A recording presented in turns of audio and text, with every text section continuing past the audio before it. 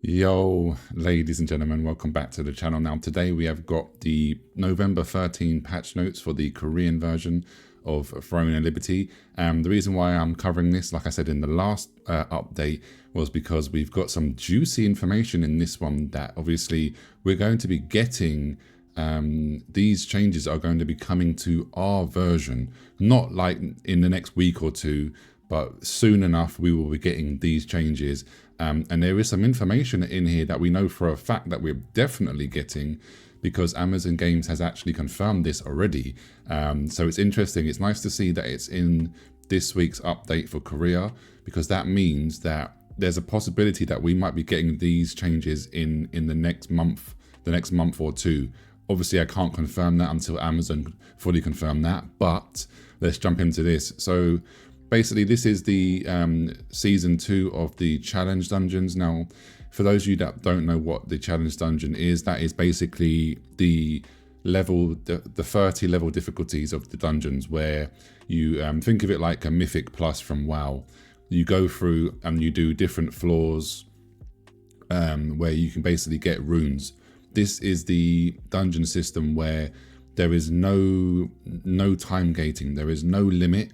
So currently, as you guys and girls should know, when you're doing your 1-star dungeons, you have a limit of free daily dungeons, unless you let your tokens build up to 4.5k. But for the challenge dungeons, you don't have to worry about that. You can play them all day long and all night long if you so wish to, because it's where you grind out for your runes. Now, the rune system, we don't have that in our global version yet. I do have videos on my channel already showcasing how the runes work and stuff like that, but they are changing. The rune system is changing for the better, which is what Amazon Games did touch upon, and it's actually in today's patch notes. So that is really, really interesting to see. So this is just basically them explaining that they're changing. This is now season 2. So I won't really go into that, because this doesn't matter for us, because obviously we haven't even had our season 1 yet. They're just explaining that they're making some changes to season 2, and there's going to be 3-star dungeons, which obviously we're nowhere near getting yet. So I will go through this. I will skip past this. What I will do, though, as always, if you click on the description box down below, I will have the full link to the patch notes, so you can go ahead and read every single line of detail if you so wish. So let's go through this. Now, this is the juicy bit here. The rune system has been reworked. So rune socket opening initialization has been changed. Existing used rune hammers will now be available for sale to the NPC vendors. And then they're adding heroic runes, and so there's going to be also new rune chests that can be crafted from the rune fragments, and they've added the chaos runes. Now, I don't think we're going to be getting heroic and chaos runes when at the start, but the main really positive thing here is that the rune hammers are being removed. Now, for those of you guys and girls that don't understand this, basically you could pay to win the rune hammers. You can buy them off the auction house. And yeah, when this got implemented, everyone was in Korea. Everybody was like, okay, this is going to be some big pay to win and stuff like that. They did, however, make a slight change to the rune system to make it a little bit less pay to win. But this is even better now. So they're just completely removing the rune hammers.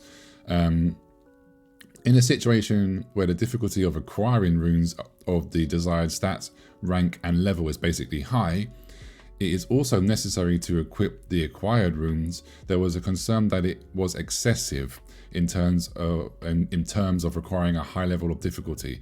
So in order to alleviate that stress, they're basically saying they've decided to change this socket opening via rune hammer system. As a result, they've also prepared a way to obviously get rid of the ones that you already have. Now, again, huge change here. Again, Amazon Game Studios did mention this. We're going to be getting a rune bag. Now, this is just a big quality of life, because obviously when you're farming runes all day long, all night long, whatever you want to do, it's going to fill up your inventory. This rune bag system should have been there from the start, but whatever, it is what it is. So we're going to be getting a rune bag, which is great. Also, the rune growth rate has been increased. So they're basically making it easier. Now that they're adding new runes, they're making it easier to level up your runes basically. So I'm not going to talk about the new ones, the chaos, because like I said, I haven't been able to get into the game. The update is for tomorrow. So I haven't been able to see the new changes yet. And also we're not, as far as I'm aware, I highly doubt we're going to get the chaos runes. So I won't go into that right now, but you can see here, we're getting brand new runes. This is the new, oh, they're also giving us an artifact bag as well. So that is huge. So guys, again, artifacts will be in the future for us. It'll be once we get Talandre, the new region, and then we get the PvP island, Nebula. That is when the artifact system will come into play for us. But the fact is, the reason why it's really good now is that they're already adding the rune bag and the artifact bag. So the moment that we get artifacts on our global version, we will already have the artifact bag. So again, it's just quality of life, but I'm really, really happy about that. Let's go through here. This is just still talking about the rune system. They're adding random matchmaking to the 3-star dungeons now. Again, we're going to be a long way away from getting 3-star dungeons, but it's great to see that you've got the random matchmaking for the 1-star, the 2-star, and now the 3-star dungeons. So that is really, really good. Optional matchmaking. If you match a 3-star dungeon selection, you're just getting the benefit, basically the party buff, which is good to see. They're making some changes to the Nebula Island. So they're making the boss appearance schedule. The appearance schedule for the 60-player boss has been changed. So it's every Saturday. It's currently every Saturday at 10 p.m. and they're changing it to every Sunday at 11 p.m. Okay, again, whatever. That by the time we get Nebula Island, that will probably be changed again for us. But it is what it is. Now let's scroll down because there was something I wanted to talk about. Yes. Now, if you remember the Tico video that Amazon Games did, where Tico touched upon the peace boss changes, and for example, when the guilds were using the Eclipse to turn it into obviously a PvP conflict zone, they mentioned that they were going to add a portal so that you could, like outside the dungeon, so that you could teleport from outside straight to the peace zone area, and be safe basically. And it looks like it's going to be in the Korean version from tomorrow. So when nighttime falls, the peace boss event inside the dungeon is going to be able to be accessed smoothly. So what they mean by that is, so for example, Silas Abyss, if it goes to nighttime and there's a peace boss meant to be in the dungeon, you obviously can't get inside. So they're going to have now a portal outside of this, which is going to enable us to be able to go inside. So that's a good change. I'm happy about that, to be honest.